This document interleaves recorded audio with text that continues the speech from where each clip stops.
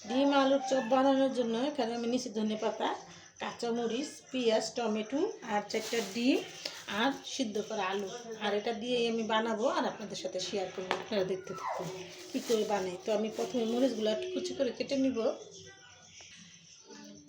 মরিচগুলো দেখেন একটা কত বড় বড়, তো মরিচগুলো একটু ইয়ে করে কেটে নিব। আর আমি চাকু দিয়ে কাটতে পারি না, আমি সবসময় বডি দিয়ে কাটি।